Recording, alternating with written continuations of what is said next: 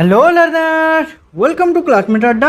आज इस वीडियो में हम लोग क्लास 12 का हिस्ट्री में चैप्टर 1 को देखने वाले हैं। चैप्टर 1 जिसका नाम है ईंटें, मनके तथा अस्थियां, हड़प्पा सभ्यता।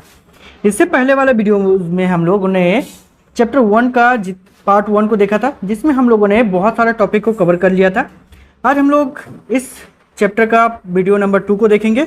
ठीक है, जैसे कि हम लोगों ने निर्वाह का तरीका जो है इसको भी देख लिया था, कृषि प्रौद्योगिकी इस टॉपिक को भी पढ़ा था। साथ ही साथ हम लोग मोहनजोदड़ो एवं नियोजित शहर केंद्र जो है इसको भी हम लोगों ने पढ़ लिया था। अब जो है हम लोग बात करेंगे नालों का निर्माण। हड़प्पा सभ्यता में या मोहनजोदड़ो में जो नालों का निर्माण किया गया था वो किस प्रकार की थी उसको हम लोग देखेंगे। ठीक है ना। यदि हम लोग बात करें तो यहाँ पर हम लोगों को सबसे पहला लाइन कहा जा रहा है कि मोहनजोदड़ो का नाली एक ग्रिड पद्धति से बनाया गया था। मोहनजोदड़ो का यदि नाली का बात करें तो ग्रिड पद्धति से बनाया गया था, जिसमें कहा जा रहा है कि जिसमें नालियां एक दूसरे को समकोण पर काटती थी। नाली का बात करें, जैसे कि आप यहाँ पर नाली देख सकते हो। ठीक है, नाली कैसे है तो बिल्कुल सीधा सीधा है, और उसके बाद फिर आपको दिखाई मिलेगा कि यहाँ पर लगभग 90 डिग्री पर काट रही है। ठीक है, जहाँ पर भी आप देखोगे वहाँ पर लगभग आप लोगों को 90 डिग्री के कोण पर काटती हुई ये दिखाई देगी। ठीक है ना। आगे यदि हम लोग बात करें तो इसमें हम लोगों को बताया जा रहा है, नालियों को देखकर ऐसा प्रतीत होता है जैसे नालियों के साथ पहले गलियों को बनाया गया था। ठीक है, यदि हम लोग बात करें यहाँ पर तो नालियों को देख करके ऐसा लगता है कि पहले क्या किया गया था कि पहले नाली को बनाया गया और फिर गलियों को बनाया गया। ठीक है, नाली और गलियों को बनाया गया था, और उसके बाद फिर यदि बात किया जाए तो यदि घरों का गंदा पानी बाहर निकालना होता था तो कम से कम एक दीवार का गलियों से सटा होना भी आवश्यक था।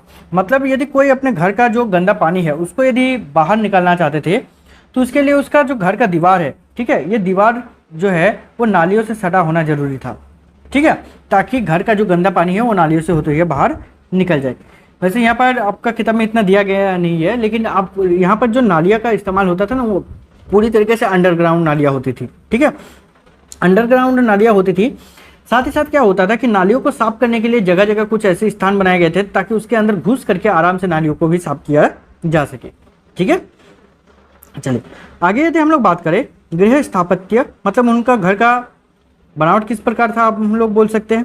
तो गृह स्थापत्य में यदि बात करें तो कह रहा है कि मोहनजोदड़ो का निचला शहर आवास के लिए था। मोहनजोदड़ो का, जैसे कि आप लोगों को यहाँ पर दिखाए थे हम, कि मोहनजोदड़ो का यदि बात करें तो कुछ इस प्रकार से था। पहला जो ये था निचला शहर था, ये पूरा का पूरा, और ये था दुर्ग, जिसको ऊंचा शहर या दुर्ग बोल सकते हो, जो कि पुरातत्व विदों के द्वारा ये नाम दिया गया था। ठीक है ना।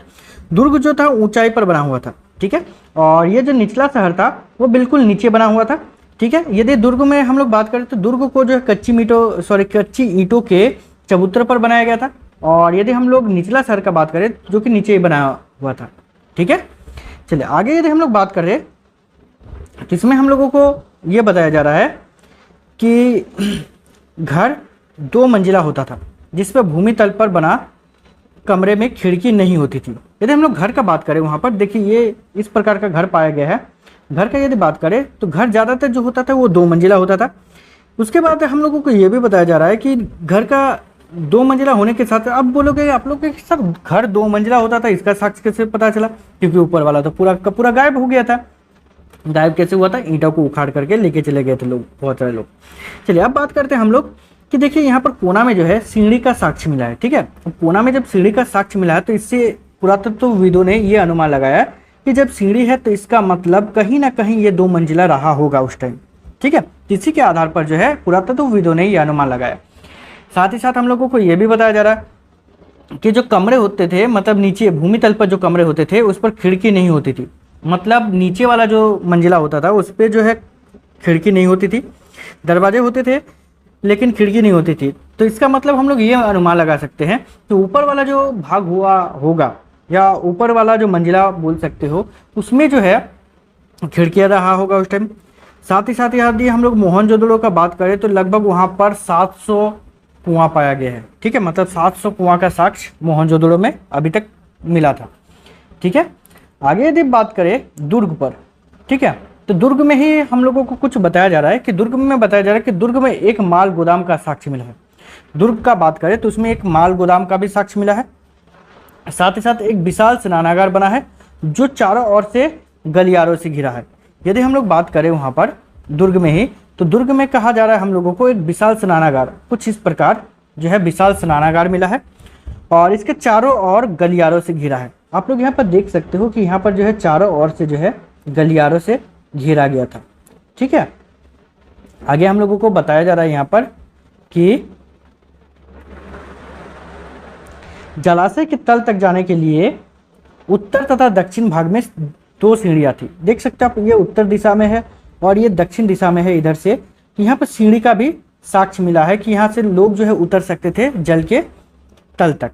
ठीक है, साथ ही कह रहा है कि जलाशयों के किनारे पर ईंटों को जमाने के लिए जिप्सम के गारे का प्रयोग किया गया था।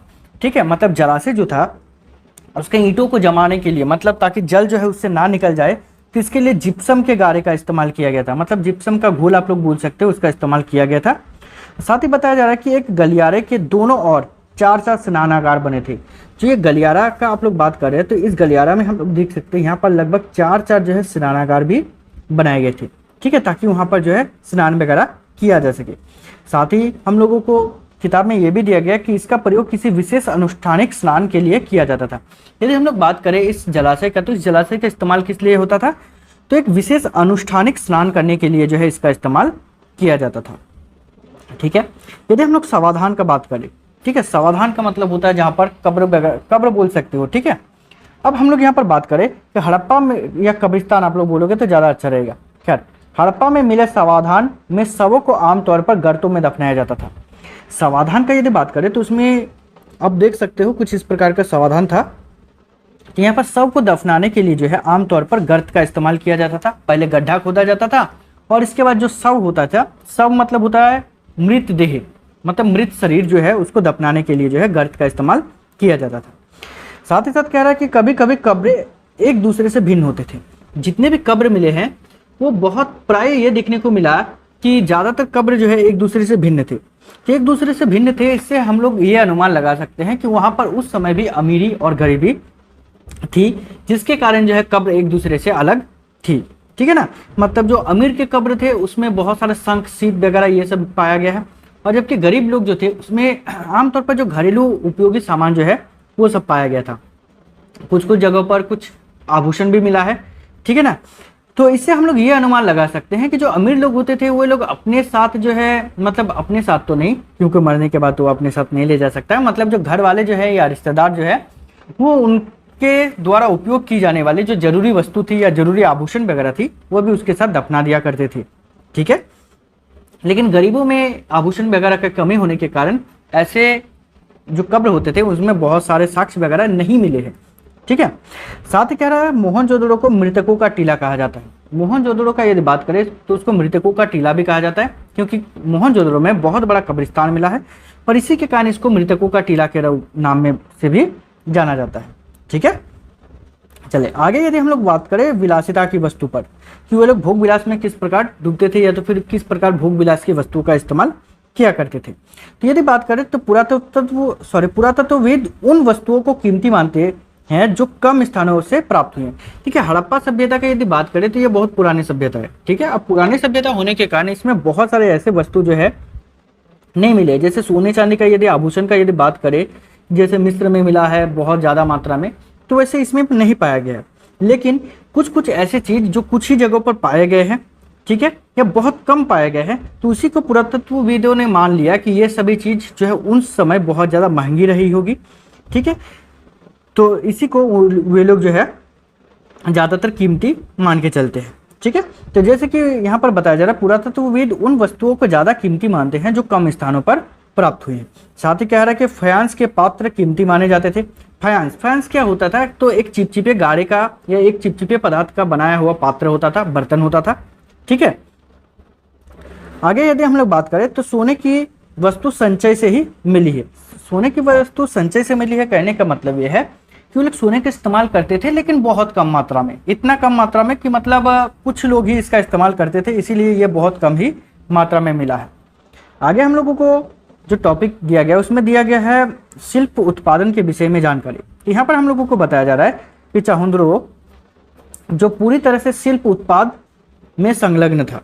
ठीक है, यदि हम लोग चाहुंद्रो का बात करें तो चाहुंद्रो जो है पूरी तरीके से शिल्प उद्योग में संलग्न था, मतलब शिल्प उत्पादन में ही वे लोग ज्यादातर लगे रहते थे, क्योंकि शिल्प उद्योग का बहुत सारे साक्ष्य जो है वहां से प्राप्त हुआ है। आगे यदि हम लोग बात करें तो चहुंदड़ों में तांबा, कांसा, सोना, शंख, फयांस आदि का प्रयोग मनके बनाने में किया जाता था।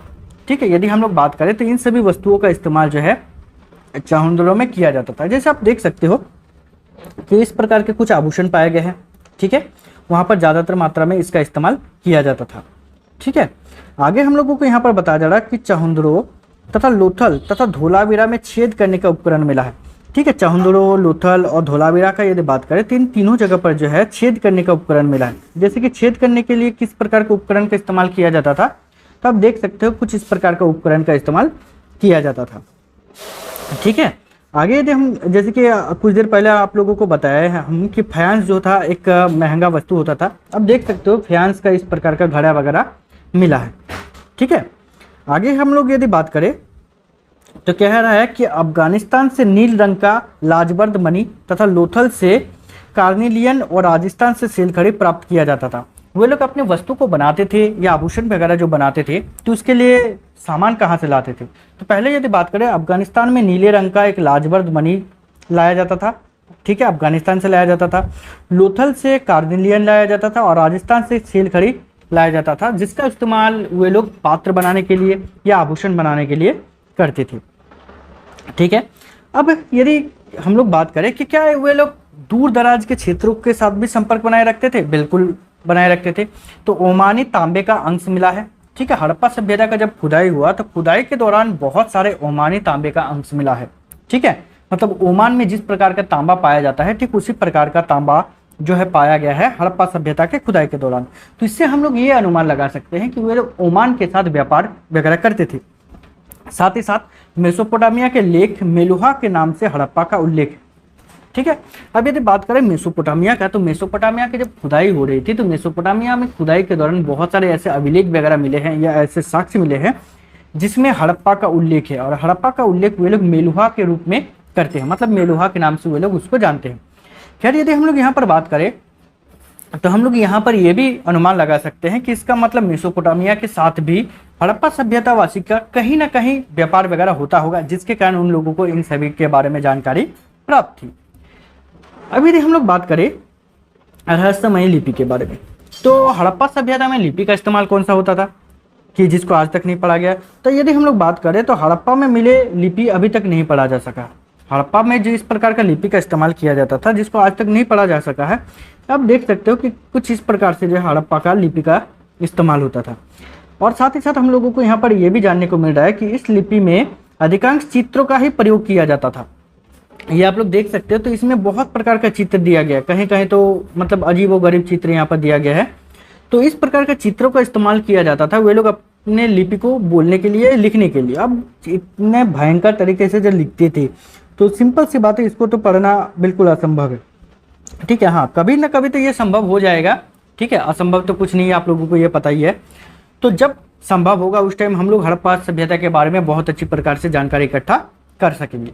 ठीक है, फिर आगे बात करें कि हड़प्पा वासी को नाप तोल प्रणाली का भी ज्ञान था। यदि हम लोग हड़प्पा वासी का बात करें तो हड़प्पा वासी के जो लोग थे उन लोगों को नाप तोल करने की प्रणाली का भी ज्ञान था। मतलब वो लोग नाप तोल करने के लिए कुछ अलग प्रकार के वस्तुओं का इस्तेमाल करते थे नापने तोलने के लिए।